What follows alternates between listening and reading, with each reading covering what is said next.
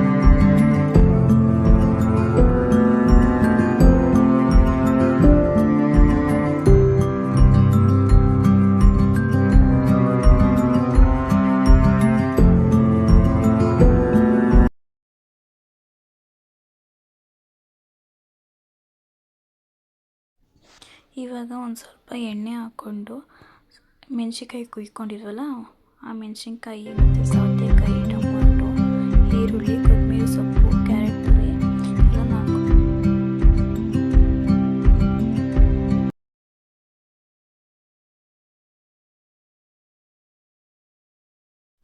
ಇವಾಗ ಚುರುಮುರಿಗೆ ಎಷ್ಟು ಉಪ್ಪು ಬೇಕು ಅಷ್ಟನ್ನು ಹಾಕ್ಕೊಳ್ತಾ ಇದ್ದೀನಿ. ಮತ್ತು ಇದು ಗರಂ ಮಸಾಲ ಹಾಕ್ಕೊಳ್ತಾ ಇದ್ದೀನಿ. ಮತ್ತು ಧನಿಯಾ ಪೌಡರ್, ಚಿಲ್ಲಿ ಪೌಡರ್ 1-2 ಸ್ಪೂನ್ ಹಾಕಿದ್ದೀನಿ. ಇವಾಗ ನುಪ್ಪಿಟ್ಟನ್ನ ಚೂರು ಮಾಡ್ತಾ ಇದ್ದೀನಿ. ಇವಾಗ ಮಿಕ್ಸ್ ಮಾಡಿಕೊಂಡು ಇದಕ್ಕೆ ಕಡಲೆಪುರಿ ಹಾಕಿದ್ರೆ ಮುಗೀತು ಅಷ್ಟೇ. ಇದನ್ನು ಮಿಕ್ಸ್ ಮಾಡಿ